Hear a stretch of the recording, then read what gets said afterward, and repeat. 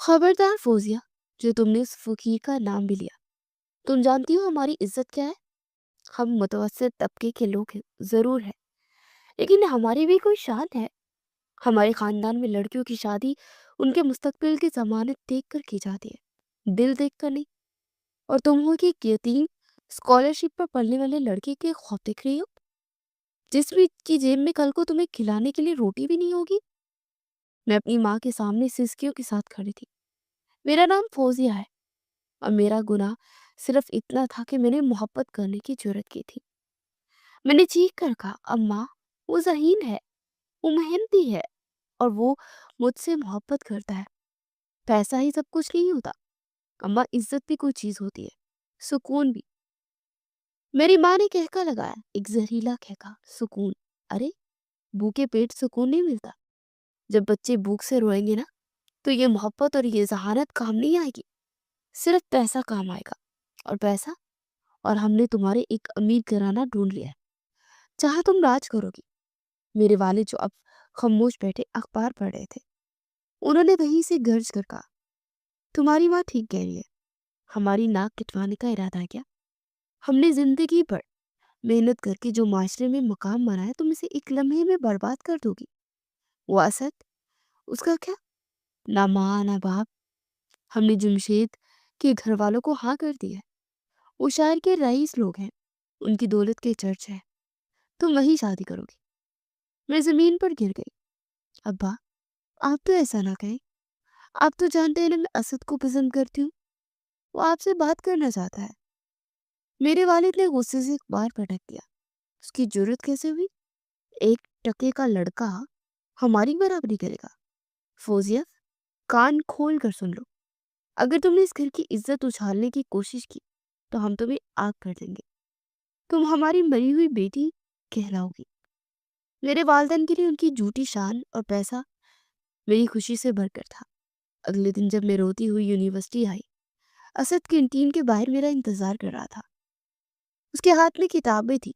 मुझे रोते देख वो परेशान हो गया। फौजिया, क्या हुआ, तुम रो क्यों रही हो? आंटी ने कुछ कहा, सब ठीक तो है ना? मैं उसकी मासूमियत पर मजीद टूट गई। मैं उसका हाथ पकड़ा। असद, वो लोग नहीं मानेंगे, वो मेरी शादी कहीं और कर रहे हैं। वो कहते तुम गरीब हो, तुम्हारा कोई मुस्तकबिल नहीं है। असद, हम क्या करेंगे? मैं तुम्हारे बगैर नहीं रह सकती। असद का चेहरा फक हो गया। उसके हाथ से किताबें गिरने लगी। उसे दीवार का सहारा लिया। फौजिया, ये क्या कह रही हो? मैं मानता हूँ आज मेरे पास कुछ नहीं है, लेकिन मैं मेहनत कर रहा हूँ। स्कॉलरशिप, ये पढ़ाई, ये सब तुम्हारे लिए है। मैं एक दिन बड़ा आदमी बनूंगा। फौजिया, मैं तुम्हें मलका बना कर रखूंगा, बस थोड़ा वक्त दे दो। मैं तुम्हारे वालिदैन से बात करूंगा।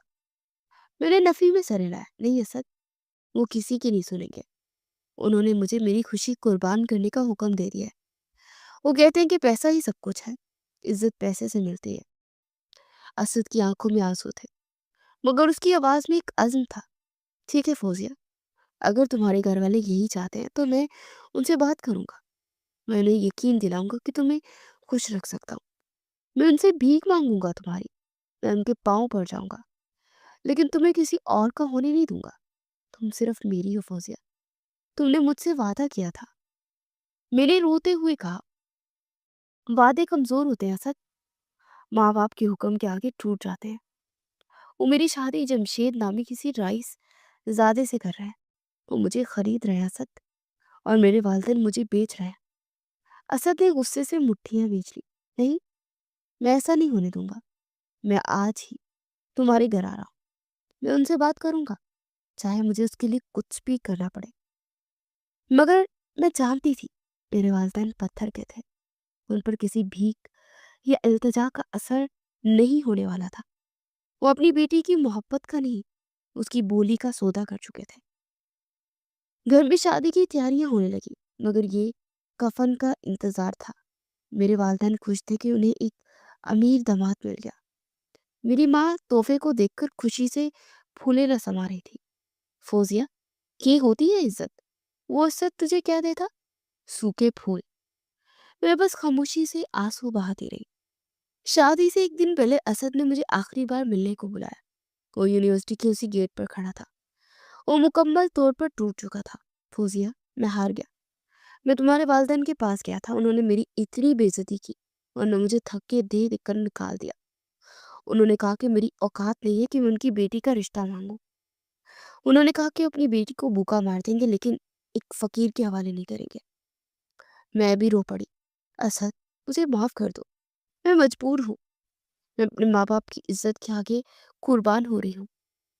اسد نے میری آنکھوں میں دیکھا. قربان تم نہیں ہو رہی فوزیہ، قربان میں ہو رہا ہوں، اور قربان ہماری محبت ہو رہی ہے. جاؤ شادی کر لو اس جمشید سے، لیکن یاد رکھنا دولت سکون نہیں خرید سکتی. جس دن تمہیں میری بات یاد آئے اس دن بہت دیر ہو چکی ہوگی. تم مجھے ایک بے بس اور غریب سمجھ کر چھوڑ رہی ہو، لیکن میں اس غربت کو اپنی طاقت بناؤں گا. میں اتنا پیسہ کماؤں گا کہ تمہارے والدین جیسوں کی اوقات خرید سکوں. میں نے روتے ہوئے کہا مجھے بھول جاؤ سچ کہ میری قسمت میں دولت لکھی ہے، محبت نہیں. یہ میری آخری الفاظ تھے. میں روتے ہوئے رخصت ہوئی. میری ڈولی نہیں اٹھ رہی تھی، میرا جنازہ اٹھ رہا تھا. میرے والدہ نے میری خوشی کو دولت کے ترازو میں تول کر بیچ دیا تھا. وہ خوش تھے کہ ان کی بیٹی ایک محل میں جا رہی ہے، لیکن وہ نہیں جانتے تھے کہ وہ محل نہیں ایک قید خانہ ہے. میری رخصتی بہت دھوم دھام سے ہوئی. جمشید کا گھر کسی محل سے کم نہیں تھا. ہر طرف دولت بکھری ہوئی تھی. میری ساس اور نندوں نے میرا استقبال کیا، لیکن ان کی مسکراہٹوں میں ایک عجیب سی سرد مہری تھی جسے میں اس وقت سمجھ نہ سکی. مجھے سجا کر جمشید کے کمرے میں بٹھا دیا گیا. میں گھونگھٹ میں بیٹھی اپنے نصیب پر رو رہی تھی اور اسد کے الفاظ یاد کر رہی تھی. آدھی رات کو جمشید کمرے میں آیا. وہ لڑکھڑا رہا تھا. اس کے قدم زمین پر ہی نہیں پڑ رہے تھے. میں نے گھبرا کر گھونگھٹ اٹھایا. کمرے میں ایک عجیب سی بو پھیلی ہوئی تھی. جمشید نے مجھے دیکھا اور ایک کہکا لگایا. واہ، تو یہ ہے وہ گڑیا جسے میرے باپ نے میرے لیے خریدا ہے؟ بہت خوب، بہت خوب. میں اس کی حالت دیکھ کر ششر رہ گئی. وہ سیدھا کھڑا بھی نہیں ہو پا رہا تھا. وہ صوفے پر گرا اور اپنی جیب سے ایک چھوٹی سی گڑیا نکالی. اس نے اس میں سے سفید پاؤڈر نکالا اور اسے سونگنے لگا. میں چیخ پڑی. یہ کیا ہے جمشید؟ یہ آپ کیا کر رہے ہیں؟ یہ تو زہر ہے. جمشید نے وحشت سے میری طرف دیکھا. اس کی آنکھیں سرخ ہو رہی تھی. زہر؟ یہ زہر نہیں ہے بیگم، یہ میری زندگی ہے، میری دوا ہے، اور اس کے بغیر میں ایک پل نہیں رہ سکتا. اور تم آج سے میری اس زندگی کا حصہ ہو. تمہیں بھی اس کی عادت ڈالنی ہوگی. میں صدمے سے کھڑی ہو گئی. نہیں، یہ نہیں ہو سکتا. میرے ماں باپ نے مجھے بتایا تھا کہ تم ایک بڑے باپ کے بیٹے ہو، تم رئیس ہو. انہوں نے یہ نہیں بتایا تھا کہ تم ایک نشئی ہو. جمشید پھر ہنسا. تمہارے ماں باپ نے صرف دولت دیکھی ہے فوزیہ. انہوں نے یہ نہیں دیکھا کہ اس دولت کے پیچھے کیا چھپا ہے. میرا باپ یہ سب جانتا ہے، میرا پورا خاندان جانتا ہے. انہوں نے میری شادی تم سے اسی لیے کی تاکہ تم مجھے سدھار سکو. تم میری نرس ہو، میری بیوی نہیں. اور اگر تم نے شور مچایا تو یاد رکھنا تمہارے غریب ماں باپ اس قابل نہیں کہ ہمارا مقابلہ کر سکے. چپ چاپ میری زندگی کا حصہ بن جاؤ ورنہ انجام اچھا نہیں ہوگا. میرے پیروں تلے سے زمین نکل گئی. جس دولت کے لیے میرے والدین نے مجھے قربان کیا تھا وہ تو ایک کھوکھلا ڈھول نکلا. میری ساس نے صبح مجھے تانا دیا. ہم نے تو سوچا تھا کہ نئی نویلی دلہن اپنے شوہر کو قابو کر لے گی، مگر تم تو پہلی رات ہی فیل ہو گئی. دن گزرتے گئے. جمشید کی حالت بد سے بدتر ہوتی گئی. وہ دن رات نشے میں دھت رہتا. وہ محل جو مجھے دکھایا گیا تھا وہ صرف ایک دکھاوا تھا. اندر سے سب کھوکھلا ہو چکا تھا. میرے سسرال والے، میری ساس، میری نندے سب مجھ سے ایسے پیش آتے جیسے میں کوئی مجرم ہوں، جیسے میں نے ان کی بیٹی کو اس حال تک پہنچایا. میری ساس روز صبح آ کر کہتی، فوزیہ آج بھی رات جمشید پھر غائب تھا. تم کیسی بیوی ہو جو اپنے شوہر کو گھر پر نہیں روک سکتی؟ ضرور تم میں ہی کوئی کمی ہے. تم اسے وہ سکون نہیں دے پا رہی جو اسے باہر ملتا ہے. میں رو کر کہتی، اماں جی وہ میری سنتا ہی نہیں ہے، وہ نشے میں ہوتا ہے، میں اسے کیسے روکوں؟ وہ غصے سے کہتی، بہانے مت بناؤ، ہماری بیٹی کو تم نے برباد کیا ہے. جب سے تم آئی ہو اس کی لت اور بڑھ گئی ہے، اور تمہارا باپ تو تمہیں بیاہ کر بھول ہی گیا ہے. اب ہمیں بھگتنا پڑ رہا ہے. मैं चुपचाप आंसू पीकर रह गई। किसको बताती कि मैं खुद किस अजाब में हूँ, उसी जहन्नुम में। मेरी जिंदगी में उम्मीद की एक वाहिद किरण मेरे बेटे अली की पैदाइश थी। जब मुझे मालूम हुआ कि मैं माँ बनने वाली हूँ, तो एक लम्हे के लिए मैं सब कुछ भूल गई। मैंने सोचा शायद एक बच्चे की खातिर जमशेद बदल जाए, शायद वो उस मासूम बच्चे के लिए उस जहर को छोड़ दे। जब मैंने ये खबर जमशेद को सुनाई तो वो नशे में था। उसे सिर्फ आंखें खोलकर मेरी तरफ देखा और फिर सो गया। उसे कोई परवाह नहीं थी। लेकिन मेरी सास ने ये सुनकर एक नई चाल चली। उन्होंने कहा, अच्छा है, बच्चा हो जाएगा तो शायद जमशेद जिम्मेदार बन जाए। अब तुम्हारी जिम्मेदारी है कि तुम इस बच्चे का वास्ता देकर उस लत से उसे दूर करो। मैंने इस छोटी उम्मीद को सीने से लगा लिया। मैं दिन रात जमशेद की मिन्नतें करती, जमशेद देखो हमारा बच्चा आने वाला है, इसकी खातिर ये सब छोड़ दो, हम नई जिंदगी शुरू करेंगे। मुझे इस महल, इस दौलत में से कुछ नहीं चाहिए, बस तुम ठीक हो जाओ। कभी कभी मेरी बात सुनकर खामोश हो जाता, लेकिन उसकी आंखों में एक ऐसी वहशत होती जिसे मैं समझ ही नहीं पाती। वो नशे के बगैर एक पल नहीं रह सकता था और उसके लिए सिर्फ पैसों की जरूरत थी जब खत्म होने जा रही थी। कभी कभी जब उसका नशा उतरता तो मेरे पाँव पकड़ लेता। वो कहता, फौजिया मुझे माफ कर दो, मैं बहुत बुरा हूँ, मैंने तुम्हारी जिंदगी बर्बाद कर दी, मैं इस बच्चे का गुनहगार हूँ, मैं ठीक होना चाहता हूँ। फौजिया मेरी मदद करो, मुझे इस जहन्नुम से निकालो। उसके ये अल्फाज मेरे लिए उम्मीद की किरण बन चुके थे। मैं उसे तसल्ली देती, मैं उसे डॉक्टर के पास ले जाने की कोशिश करती। मैंने अपने ससुर से बात की कि उनका इलाज कराएं। वो मुझे लेकर एक रिहेप सेंटर गए जहाँ नशा करने वाले अफराद का इलाज होता है। डॉक्टर ने कहा, जमशेद का मुआयना किया और मुझे अकेले में बुलाया। डॉक्टर ने साफ कह दिया कि उसकी हालत बहुत खराब है, उन्हें फौरी तौर पर दाखिल करना होगा और इस बात की कोई गारंटी नहीं कि वो मुकम्मल ठीक हो जाएंगे। उनका जिस अंदर से खोखला हो चुका है। आपने बहुत देर कर दी है। ये बात सुनकर मेरी पाँव तलीन तले से जमीन निकल गई। लेकिन जब जमशेद ने मुझसे पूछा कि डॉक्टर ने क्या कहा, तो मैंने उससे झूठ बोल दिया। मैंने कहा कि डॉक्टर कहते कि तुम बिल्कुल ठीक हो जाओगे, बस थोड़ा वक्त लगेगा, तुम्हें बस हिम्मत नहीं हारनी, मैं तुम्हारे साथ हूँ। मैं ये झूठ इसीलिए बोला क्योंकि मैं उसकी हिम्मत नहीं तोड़ना चाहती थी। मैंने सोचा मेरा सहारा और मेरी उम्मीद शायद उसे बचा ले। मैंने सबसे यही कहना शुरू कर दिया कि जमशेद बेहतर हो रहा है, वो कोशिश कर रहा है। हालांकि मैं जानती थी कि वो हर रोज मौत के करीब जा रहा है। वो रिहेप में दाखिल होने से भी मुकर गया। वो कहता था कि वो घर पर ही ठीक हो जाएगा। अली पैदा हो गया, वो चांद का टुकड़ा था। मैं उसे देखकर अपने सारे गम भूल जाती। लेकिन ये मेरी खुशी आरज़ी थी। अली की पैदाइश के बाद जमशेद कुछ दिन तो ठीक रहा, लेकिन फिर उसकी लुत पहले से भी शिद्दत इख्तियार कर गई। उसे अब ज्यादा पैसे चाहिए थे। घर में जो कुछ कीमती सामान बचा था उसे बेचने लगा। मेरे ससुराल वालों ने अब एक नया खेल शुरू कर दिया था। मेरी सास मुझे रोज ताने देती कि ये कैसा मनहूस बच्चा पैदा किया तुमने, जब से आया है जमशेद और बिगड़ गया है, ये मनहूस है, इसका बाप इसकी वजह से नशा ज्यादा करने लगा है। तो इन दोनों माँ बेटा हमारी बर्बादी का सबब हो। मैं चीख पड़ती, अम्मा जी खुदारा ऐसा मत कहे, ये मासूम है, इसका क्या कसूर।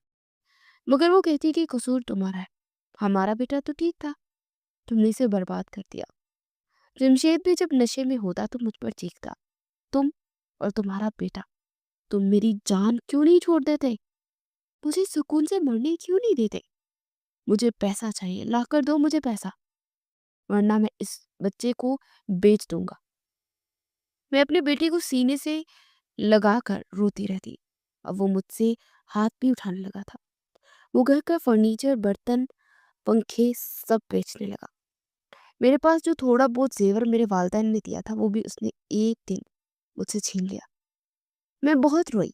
मैंने कहा, जमशेद ये मेरे बेटे की अमानत है, ये मत बेचो, खुदा के लिए रहम करो। मगर उसने मुझे धक्का दिया और सब कुछ लेकर चला गया। उस दिन मैं बहुत रोई और कहा कि सब अल्लाह के हाथ में, मेरा कोई कसूर नहीं। और फिर एक दिन वो हुआ जिसका मुझे डर था। میرے سسرال والے مکمل طور پر دیوالیہ ہو چکے تھے، ان کے سارے کاروبار ختم ہو چکے تھے۔ بینک والے گھر پر نوٹس لے کر آ گئے تھے۔ وہ محل جس پر مجھے میرے والدین نے قربان کیا تھا وہ نیلام ہونے والا تھا۔ میرے سسر نے سارا الزام مجھ پر ڈال دیا۔ جب سے تمہارے منحوس قدم اس گھر میں آیا ہم برباد ہو گئے ہیں۔ تم اور تمہارا یہ بیٹا، تم دونوں ہی اصل وجہ ہو۔ جمشید تو پہلے بھی نشہ کرتا تھا لیکن اتنا برباد نہیں تھا جتنا تم نے آ کر اسے کر دیا ہے۔ اسی شام جمشید گھر آیا۔ وہ پاگلوں کی طرح چیزیں ڈھونڈ رہا تھا۔ اسے نشے کی شدید طلب ہو رہی تھی۔ جب اسے بیچنے کے لیے کچھ نہ ملا تو اس کی نظر مجھ پر پڑی۔ اس نے مجھے بالوں سے پکڑا۔ تمہارے پاس کچھ نہیں بچا کیا؟ تمہارے ماں باپ نے تمہیں خالی ہاتھ بھیج دیا تھا؟ اس نے مجھے مارا پیٹا۔ میں اپنے 2 سال کے بیٹے کو گود میں لیے بھاگ کر ایک کمرے میں چھٹ گئی۔ اگلے دن جب میں باہر نکلی تو گھر خالی تھا۔ میرے سسرال والے راتوں رات کہیں بھاگ گئے اور جمشید دوسرے کمرے میں فرش پر مردہ پڑا تھا۔ اسے زیادہ مقدار میں نشہ کر لیا تھا اور اس کی موت ہو چکی تھی۔ میں اس کی لاش کے پاس ساکت کھڑی تھی۔ میرے آنسو بھی خشک ہو گئے تھے۔ میرے والدین نے مجھے جس دولت کے لیے بیچا تھا وہ دولت میرے شوہر کی جان لے گئی تھی اور مجھے اور میرے 2 سال کے بیٹے کو اس کائنات میں اکیلا، بے سہارا اور بے گھر چھوڑ گئی تھی۔ میرے پاس اب سوائے اس بچے کے اور کچھ نہیں بچا تھا اور نہ ہی کوئی ایسا تھا جس کے پاس میں جا سکتی۔ بینک والے کسی بھی وقت اس گھر پر قبضہ کرنے آ سکتے تھے۔ میں نے اپنے بیٹے علی کو سینے سے لگایا۔ وہ بھوک اور بخار سے نڈال ہو رہا تھا۔ میں نے اپنے پھٹے ہوئے دوپٹے سے اس کا منہ پونچھا اور اس ویران محل سے جہاں میری روح قید تھی باہر نکل آئی۔ سڑک پر آ کر مجھے احساس ہوا کہ میرے پاس نہ کوئی پیسہ تھا نہ کوئی سامان، صرف میری گود میں 2 سال کا میرا بچہ تھا۔ میرے ذہن میں صرف ایک ہی آسرا بچا تھا، میرے والدین، میرے ماں باپ جنہوں نے مجھے اس آگ میں دھکیلا تھا۔ میں نے تو سوچا شاید اب میری یہ حالت دیکھ کر، اپنے نواسے کا مرجھایا ہوا چہرہ دیکھ کر ان کا دل پسیج جائے۔ میں سارا دن پیدل چلتی رہی، کبھی کسی سے 10 روپے کرائے کے مانگ کر بمشکل اپنی ویگن میں بیٹھی اور شام ڈلے اپنے باپ کے دروازے پر پہنچی۔ وہی دروازہ جہاں سے 2 سال پہلے میری ڈولی نہیں بلکہ میرا جنازہ اٹھا تھا۔ آج میں وہیں ایک بکھارن کی طرح کھڑی تھی۔ میں نے کانپتے ہاتھوں سے دستک دی۔ میرا دل زور زور سے دھڑک رہا تھا۔ مجھے ڈر تھا کہ کہیں یہ دروازہ بھی مجھ پر بند نہ ہو جائے۔ میری ماں نے دروازہ کھولا۔ مجھے اور میری گود میں علی کو اس حال میں دیکھ کر ان کی آنکھیں حیرت سے پھیل گئی۔ ایک لمحے کے لیے انہوں نے مجھے پہچانا بھی نہیں۔ میرے بال بکھرے ہوئے تھے، کپڑے میلے اور پھٹے ہوئے تھے۔ فوزیہ، تم یہاں اس حال میں؟ یہ سب کیا تماشا ہے؟ میں نے روتے ہوئے کہا، اماں میں برباد ہو گئی، میں لٹ گئی۔ جمشید مر گیا، اس نے نشے میں خود کو مار ڈالا۔ ہمارے پاس کچھ نہیں بچا، وہ گھر نیلام ہو رہا ہے۔ علی 3 دن سے بخار ہے، یہ مر جائے گا، اسے بخار ہے۔ میری ماں نے مجھے اندر آنے کا راستہ دینے کی بجائے دروازے پر ہی اپنا ہاتھ رکھ کر مجھے روک لیا۔ ان کی آنکھوں میں ہمدردی کا ایک قطرہ بھی نہیں تھا، صرف خوف تھا، اپنی جھوٹی بے عزتی کا خوف۔ ارے چپ ہو جاؤ، آواز نیچی رکھو، محلے والے سن لیں گے۔ کیا بکواس کر رہی ہو؟ جمشید مر گیا تھا، تم یہاں آ گئی ہماری عزت کا جنازہ نکالنے؟ تجھے شرم نہیں آتی یہاں آتے ہوئے؟ اتنے میں میرے ابا بھی میرے باہر آ گئے۔ انہوں نے مجھے غصے سے دیکھا۔ ہم نے تمہیں ایک محل میں بیاہا تھا، راج کرنے بھیجا تھا، تم سب کچھ لٹا کر بیوہ ہو کر واپس آ گئی اور یہ منحوس بچہ اٹھا لائی ہو۔ تمہیں ذرا شرم نہیں آئی؟ ہمارے کس قابل ہو نہیں چھوڑا تم نے ہمیں؟ میں نے گر گرا کر کہا، ابا اس میں میرا کیا قصور ہے؟ آپ کو تو سب پتا تھا وہ نشئی تھا۔ آپ لوگوں نے جان بوجھ کر مجھے جہنم میں بھیجا، صرف اپنی دولت کی ہوس کی خاطر۔ میری ماں یہ سن کر چیخ پڑی، زبان سنبھال کر بات کرو، احسان فراموش، ہم نے تمہارا بھلا سوچا تھا، ہم نے تمہیں دولت دی تھی، تمہیں ایک راجکماری بنایا تھا، تم ہی اسے سنبھال نہ سکی۔ تم بیوہ ہو کر یہ بچہ گود میں اٹھا کر ہمارے دروازے پر آ گئی کہ ہم تمہیں پالیں۔ کیا ہم मोहल्ले वालों को बताएं कि हमारी बेटी भीख मांगने आ गई है? हमारी नाक कट जाएगी। हमारी जो 2 बेटियां और हैं, उनसे कौन शादी करेगा? सब कहेंगे कि इनकी बड़ी बेटी बेवा होकर मेके आ गई है। मैं हैरत से अपनी माँ का चेहरा देख रही थी। वही माँ जो मुझे कहती थी कि पैसा ही सब कुछ है, आज उसी पैसे के ना होने पर मुझे धुतकार रही थी। मैंने अपने बाप की तरफ देखा। अब्बा, आप ये आपका नवासा है, आपका खून है। सिर्फ एक रात की बना दे दे खुदा के लिए, सिर्फ आज की रात। सुबह होते मैं चली जाऊंगी, कहीं भी चली जाऊंगी, आपका नाम भी नहीं लूंगी। मेरे बाप ने नफरत से मेरी तरफ देखा। एक रात भी नहीं, हम तुम्हें एक पल भी यहाँ बर्दाश्त नहीं कर सकते। हमने तुम्हारा भला सोचकर तुम्हें अमीर घर ब्याह दिया था। तुमने खुद अपनी किस्मत खराब की। ये तुम्हारे गुनाहों की सजा है। इस बच्चे को भी तुम ही भुगतोगी। हम पर इसका कोई बोझ नहीं है। दफा हो जाओ यहाँ से, और आइंदा कभी इस घर का रुख मत करना। हमारी इज्जत अब बहुत थोड़ी रह गई है। इसे मजीद दागदार मत करो। तुम्हारी नहुसत ने पहले ही अपने शौर को खा लिया है, अब हमें खाने आ गई हो। मेरी माँ ने दरवाजा मेरे मुंह पर बंद कर दिया। मैंने चीख कर कहा, अम्मा ऐसा ना करें। अम्मा मैं कहाँ जाऊंगी, ये बच्चा मर जाएगा अम्मा, ये आपका नवासा है। मगर मेरी माँ ने दरवाजे के पीछे से कहा, मरता है तो मर जाए। ऐसी औलाद के मर जाने से बेहतर है कि वो पैदा ही ना हो, जो माँ बाप की इज्जत पर हर्फ लाए। मैं उसी बंद दरवाजे के बाहर अपने बाप की दहलीज पर गिर गई और पूट पूट कर रोती। मेरा बेटा अली भी शायद मेरी बेबसी और जिल्लत को समझ गया था। वो भी जोर जोर से रोने लगा। वो पढ़ा लिखा बाप, वो दुनियादार माँ, दोनों ने अपनी झूठी शान और मुआशरे के खौफ से अपनी बेटी और नवासे को रात के अंधेरे में सड़क पर मरने के लिए फेंक दिया था। उस रात मैं सड़क के किनारे एक बेंच पर बैठी रही। मेरे पास कोई वसीला नहीं था, कोई ठिकाना नहीं था। मैं अपने से बहुत दूर जाना चाहती थी, एक ऐसी दुनिया में जहां ना मेरी गुर्बत किसी को नजर आए और ना मेरी शक्ल कोई पहचाने। मैंने अपनी बेटी को सीने से लगाया। उसका जिस्म अभी तक बुखार से तप रहा था। मैंने सोचा कि ऐसे कैसे जिंदगी गुजरेगी, मैं मर जाऊंगी, मेरा बच्चा मर जाएगा। लेकिन फिर अली के मासूम चेहरे को देखकर जीने की एक कमजोर सी ख्वाहिश ने सर उठाया। नहीं, मैं इसे मरने नहीं दूंगी। मैंने इसे जन्म दिया है, मैं इसे पालूंगी, चाहे मुझे इसके लिए कुछ भी करना पड़े। मुझे उसके लिए जिंदा रहना है। मैंने अपने कानों से वो छोटी छोटी सोने की बालियां उतारी जो शायद जमशेद की नजर से बच गई थी। सुबह होते ही मैंने इन्हें एक सुनार की दुकान पर बेचा, जो चंद 100 रुपए मिले। उस पैसे से मैंने सबसे पहले अली के लिए दूध खरीदा और एक वैगन में बैठकर शहर के दूसरे कोने में चली गई, एक बहुत ही गरीब कच्ची आजाद आबादी में, जहाँ सब मेरी तरह ही गरीब थे, जहाँ कोई मेरी जात पात या मेरा माजी नहीं पूछता था। मैंने वहां 50 रुपए रोज पर एक छोटी सी कोठरी किराए पर ले ली, जिसकी ना छत ठीक थी ना दरवाजा। बारात बारिश में पानी अंदर आता था, लेकिन ये इस महल से बेहतर था जहाँ मेरी इज्जत महफूज नहीं थी, और बाप के घर से बेहतर था जहाँ मेरे लिए दरवाजा ही बंद था। मैं सोचती थी कि अब क्या होगा, मैं अपने बच्चे को कैसे पालूंगी। मैंने घरों में काम ढूंढने की कोशिश की, लेकिन लोग एक जवान बेवा को जिसके साथ एक छोटा बच्चा हो काम देने से हिचकिचाते थे। वो मुझे शक की निगाह से देखते थे। उनकी गंदी नजरें मेरे वजूद को छलनी कर देती थी। मैं जहां जाती मुझे धुतकार दिया जाता। कोई कहता हिम्मत है, भीख मांग लो। कोई कहता है जवान हो, कुछ भी कर सकती हो। मगर काम कोई नहीं देता था। मेरे पास जो बालियां बेचकर पैसे आए थे वो खत्म होने लगे। मेरा बेटा अली फिर से भूखा रहने लगा।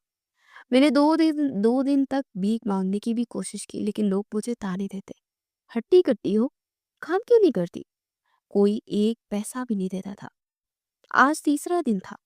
मेरे बेटे अली ने दूध का एक कतरा भी नहीं पिया था। वो मेरी गोद में बेसत पड़ा था। उसकी रोने की सकत भी खत्म हो गई थी। मेरे पास बेचने के लिए अब कुछ भी नहीं बचा था, सिवाय मेरे अपने वजूद के। मैंने दिल पर एक भारी पत्थर रख लिया। अपने मरते हुए बच्चे की खातिर मैंने अपनी इज्जत का, अपनी रूह का सौदा करने का फैसला कर लिया। मैंने खुद से कहा, फौजिया जब तुम्हारे अपनों ने, तुम्हारे माँ-बाप ने तुम्हें सर पर फेंक दिया, जब उस ज़ालिम माशरे ने तुम्हें एक नौकरी तक ना दी, तो अब तुम किससे हया कर रही हो? किससे पर्दा कर रही हो? तुम्हारा बेटा तुम्हारी आँखों के सामने दम तोड़ रहा है और तुम ये नहीं देख सकती? तुम एक माँ हो और एक माँ अपनी औलाद के लिए कुछ भी कर सकती है। आज तुम्हें ये साबित करना होगा। मैंने अपने फटे हुए दुपट्टे से अली को खुद से लपेटा। वो बुखार में बेहोश था। उसकी सांसें बहुत कमजोर चल रही थी। मैंने आसमान की तरफ देखा। या अल्लाह, मुझे माफ कर देना। तू जानता है मैं ये क्यों कर रही हूँ। तू जानता है मैं एक माँ हूँ। तूने ही मुझे माँ बनाया है। अब तो ही मेरी इस गुनाह को देखकर नजर फेर लेना। मैं अपनी इस कोठरी से निकली और कांपते हाथों से शहर की उस मरकजी सड़क पर आ खड़ी हुई, जहां रात के अंधेरे में दौलत का खेल खेला जाता था, जहां मेरे जैसी मजबूरों की बोलियां लगती थी। मैं सड़क के किनारे एक अंधेरे कोने में खड़ी हो गई। मेरा पूरा वजूद शर्म और खौफ से कांप रहा था। हर गुजरती गाड़ी की रोशनी मुझे सांप की तरह डस रही थी। हर हॉर्न की आवाज मेरे दिल पर हथौड़े की तरह लग रही थी और मेरा जी चाह रहा था कि जमीन फट जाए और मैं उसमें समा जाऊं। मैंने अपनी नजरें जमीन पर गाड़ दी थी। मैं किसी की तरफ देखने की हिम्मत नहीं रखती थी। कई गाड़ियां मेरे पास आकर आहिस्ता हुई। अंदर बैठे वैशी मर्दों ने मुझे गंदी नजरों से देखा। कुछ ने आवाजें कसी, किसी ने कीमत पूछी, लेकिन मेरी गोद में एक बेसद बच्चे को देखकर वो शायद घबरा गए और आगे बढ़ गए।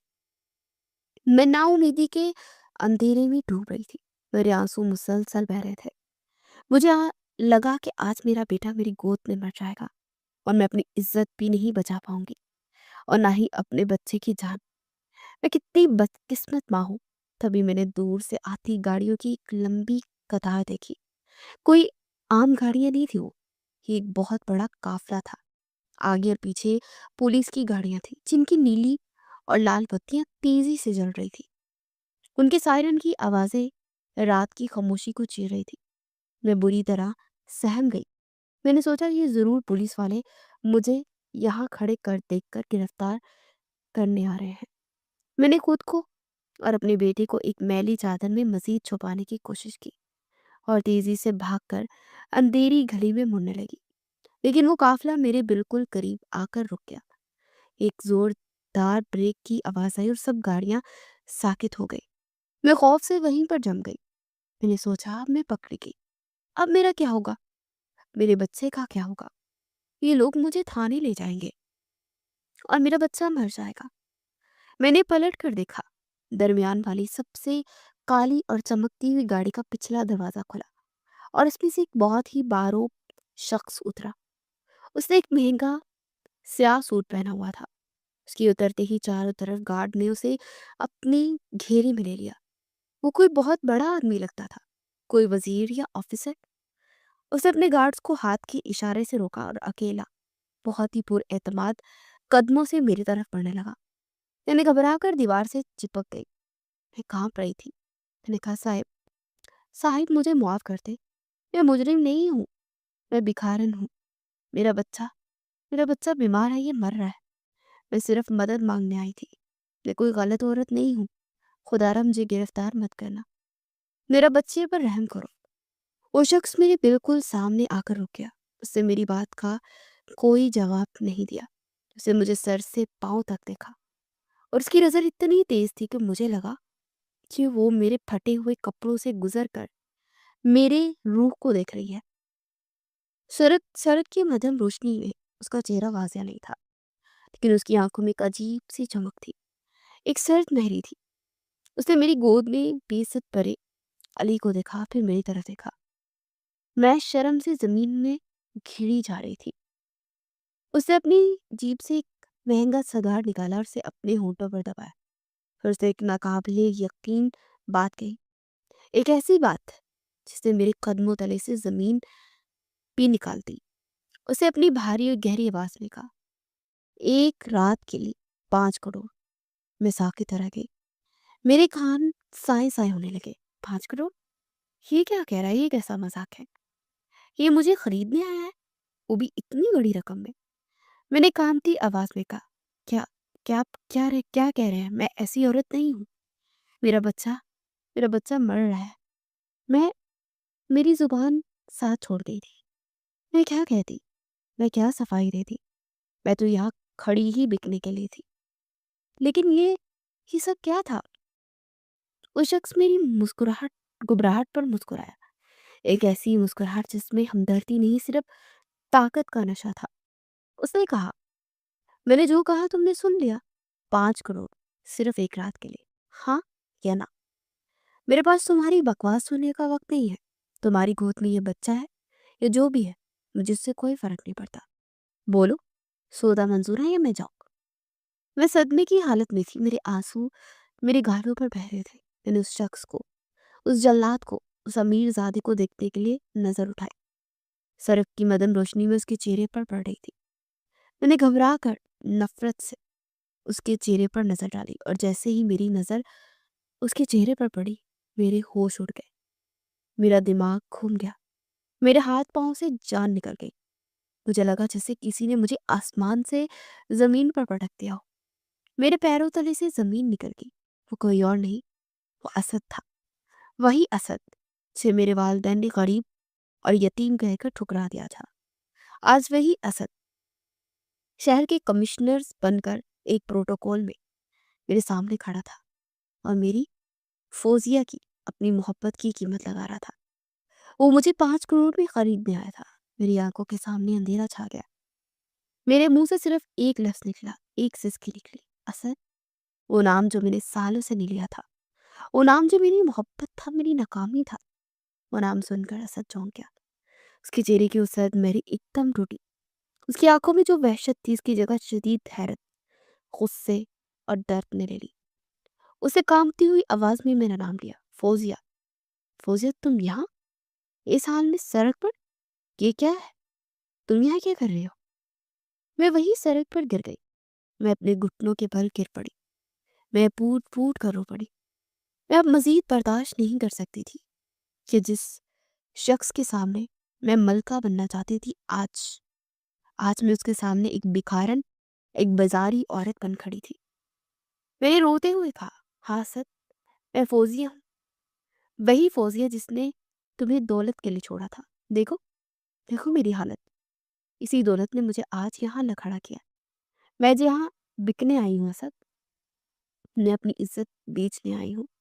میرا بیٹا مر رہا ہے اسد، اسے بچا لو، خدا را اسے بچا لو۔ میرا بیٹا علی میری گود سے پھسل کر سڑک پر گرنے لگا تھا۔ میں ہوش کھو رہی تھی۔ اسد نے تیزی سے آگے بڑھ کر علی کو سنبھالا اور مجھے بازو سے پکڑ کر کھڑا کیا۔ اس کی آنکھوں میں غصہ اور افسوس سے لال ہو رہی تھی۔ میں نے اس کے کوٹ کو مضبوطی سے پکڑ لیا۔ اسد، مجھے معاف کر دو، میں بہت بری ہوں۔ میں نے تمہارے ساتھ اچھا نہیں کیا، لیکن خدا کے لیے میرے بچے کو بچا لو۔ یہ مر جائے گا اسد، یہ 3 دن سے بھوکا ہے، اسے تیز بخار ہے، میں اس کی ماں ہوں، میں اسے مرتے ہوئے نہیں دیکھ سکتی۔ اسد نے مجھے جھنجھوڑا۔ اس کی آواز کسی کمشنر کی طرح سخت تھی، فوزیہ، یہ سب کیا ہے؟ تم یہاں کیا کر رہی ہو؟ وہ جمشید، وہ محل، وہ دولت، کہاں گیا سب کچھ؟ کہاں ہے تمہارے ماں باپ جنہوں نے تمہیں بیچا تھا؟ بولو فوزیہ، جواب دو مجھے۔ میں نے روتے سسکیوں کے درمیان اسے سب بتا دیا۔ میں نے اسے بتایا کہ وہ محل نہیں تھا، وہ ایک قید خانہ تھا۔ جمشید ایک بدترین نشئی تھا، اسے سب کچھ بیچ ڈالا، اس نے مجھے مارا پیٹا، میرے سسرال والوں نے مجھے منحوس کہہ کر دتکارا اور سب بھاگ گئے۔ جمشید سارا نشہ کرنے کی وجہ سے مر گیا۔ میں اپنے بیٹے کو لے کر اپنے ماں باپ کے پاس گئی۔ اسد، ان کے پاؤں پر پڑی تھی میں نے ان سے صرف ایک رات کی پناہ مانگی، لیکن میرے باپ نے، میری ماں نے مجھے اور میرے اس معصوم بچے کو منحوس کہہ کر گھر سے نکال دیا۔ انہوں نے کہا کہ ہم ان کی عزت پر داغ ہیں، انہوں نے کہا مرتا ہے تو مر جائے۔ اسد، میں کہاں جاتی؟ میں نے کام ڈھونڈنے کی کوشش کی، کسی نے مجھے کام نہیں دیا۔ میں نے بھیک مانگی، کسی نے 1 روپیہ نہیں دیا۔ میرا بیٹا میری گود میں دم توڑ رہا تھا، اور میرے پاس اس کے علاوہ کوئی راستہ نہیں بچا تھا کہ میں خود کو بیچ دوں۔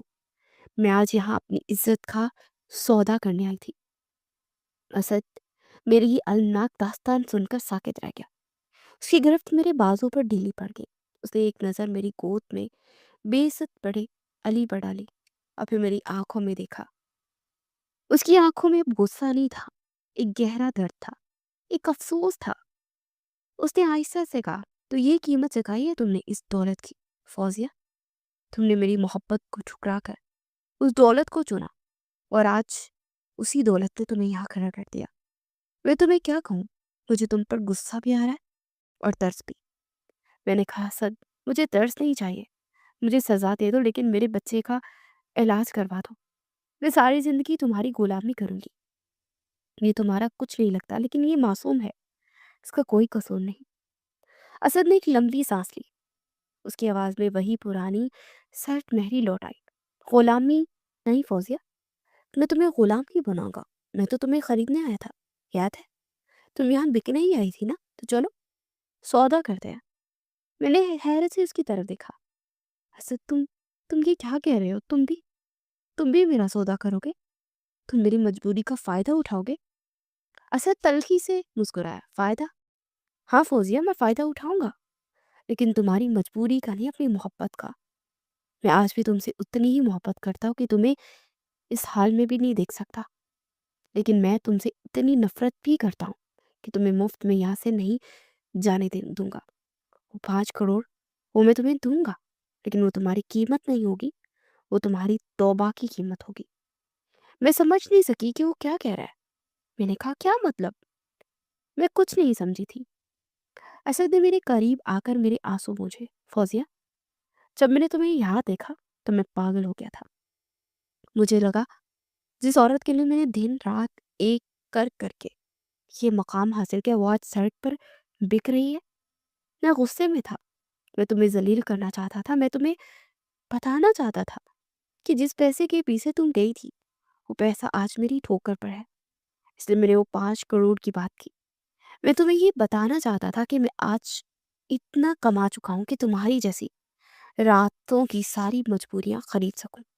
मेरा इरादा तुम्हें खरीदने का नहीं था फौजिया, मैं सिर्फ तुम्हें इस सड़क से, इस जिल्लत से हटाना चाहता था।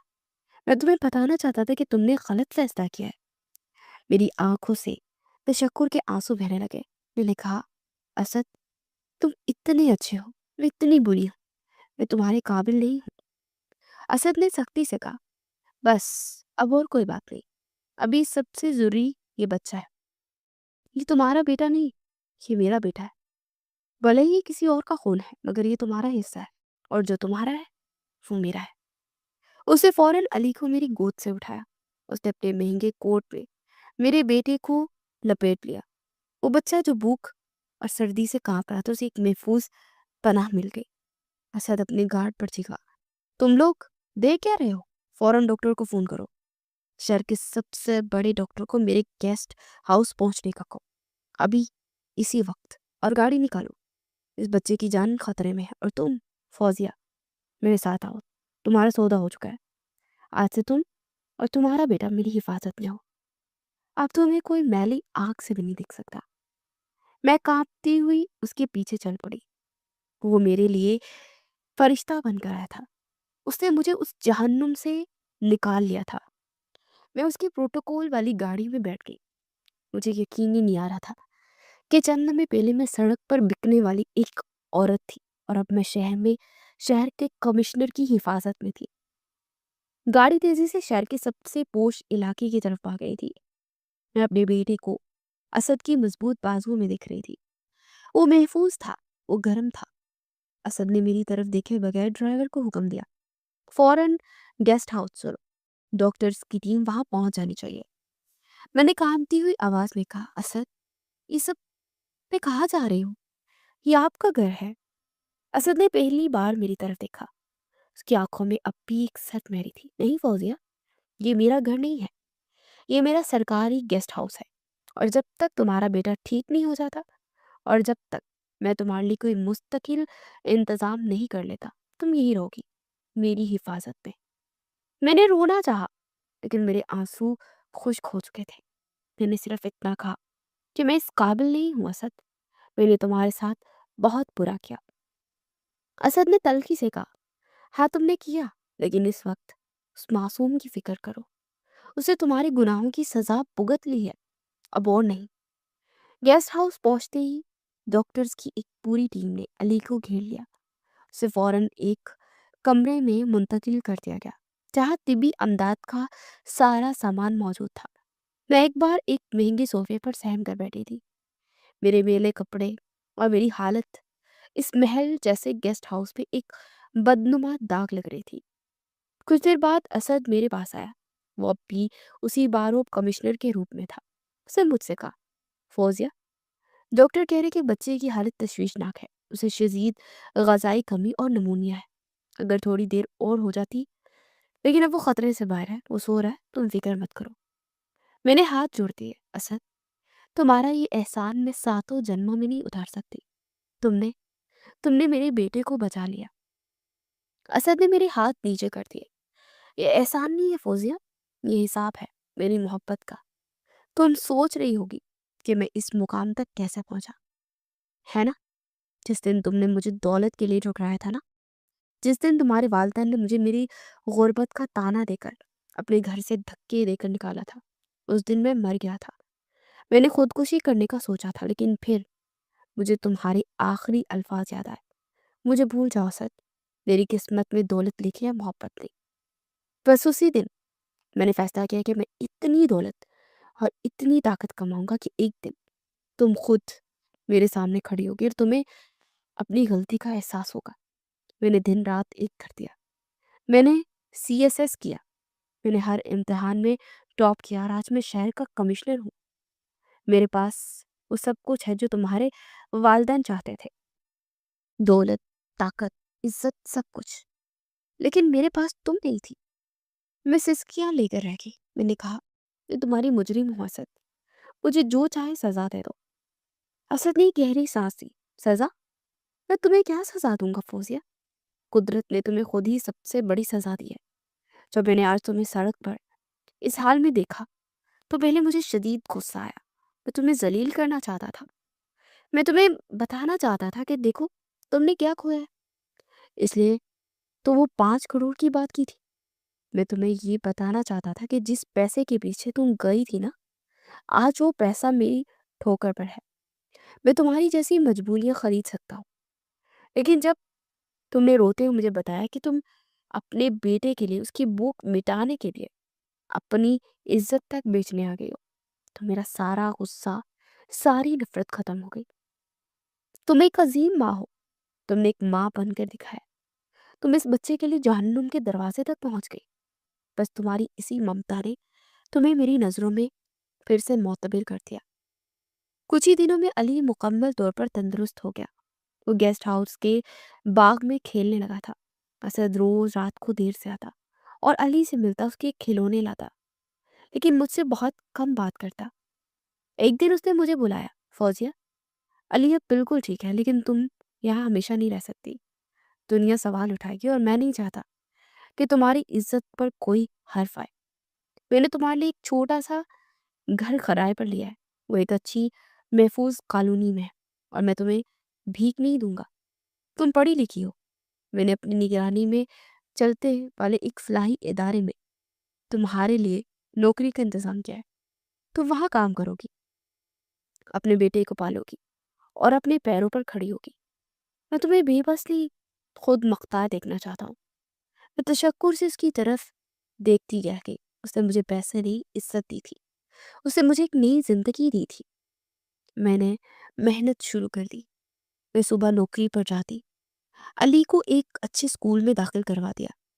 اسد نے ہم سے ملنا چھوڑ دیا، وہ صرف دور سے ہماری خبر رکھتا، وہ نہیں چاہتا تھا کہ کوئی ہم پر انگلی اٹھائے، وہ چاہتا تھا کہ میں اپنا کھویا ہوا مقام خود حاصل کروں۔ 1 سال گزر گیا، میں اب خود مختار اور باعزت عورت تھی۔ علی اب اسکول جانے لگا تھا، میں اپنے چھوٹے سے گھر میں خوش تھی۔ ایک شام دروازے پر دستک ہوئی، میں نے دروازہ کھولا تو سامنے اسد کھڑا تھا۔ وہ مسکرایا، کیا میں اندر آ سکتا ہوں فوزیہ؟ میں نے گھبرا کر اسے راستہ دیا، وہ اندر آیا۔ علی بھاگتا ہوا آیا اور اسد نے علی کو گود میں اٹھا لیا۔ وہ میری طرف دیکھا، فوزیہ، آج تم ایک مضبوط اور قابل فخر ماں ہو، میں چاہتا تھا کہ تم اپنے پیروں پر کھڑی ہو جاؤ، تاکہ آج جب میں تم سے کچھ مانگوں تو تمہیں یہ نہ لگے کہ میں تمہاری مجبوری کا فائدہ اٹھا رہا ہوں۔ فوزیہ، میں نے تمہاری جدائی میں شادی نہیں کی، میں آج بھی اکیلا ہوں۔ یہ بچہ علی، یہ میری زندگی کا حصہ بن گیا ہے۔ میں اسے اس کا کھویا ہوا مقام دینا چاہتا ہوں، میں اسے اپنا نام دینا چاہتا ہوں۔ فوزیہ، کیا تم مجھے قبول کرو گی؟ کیا تم اس اسد سے شادی کرو گی؟ میری آنکھوں سے آنسو بہنے لگے۔ میں نے روتے ہوئے کہا، اسد، میں اس قابل کہاں، میں تو گناہگار ہوں، میں بک چکی ہوں۔ اسد نے مجھے ٹوکا نہیں۔ فوزیہ، تم بکی نہیں تھی، تم ایک ماں تھی، اور تم نے اپنی ممتا کا فرض نبھایا تھا۔ میری نظر میں تم دنیا کی سب سے پاکیزہ عورت ہو۔ بولو، کیا تم میری زندگی مکمل کرو گی؟ میں نے روتے ہوئے ہاں میں سر ہلا دیا۔ اسد نے علی کو ہم دونوں کے درمیان کھڑا کیا اور میرا ہاتھ تھام لیا۔ میرے والدین، جنہوں نے مجھے دولت کے لیے بیچا تھا، وہ آج ایک اپنی جھوٹی انا میں چڑھ رہے تھے، اور وہ شخص جسے انہوں نے ٹھکرایا تھا، آج اسے نہ صرف مجھے بلکہ میرے بیٹے کو بھی اپنا نام دے کر دنیا کی سب سے بڑی دولت، عزت اور محبت دے دی تھی۔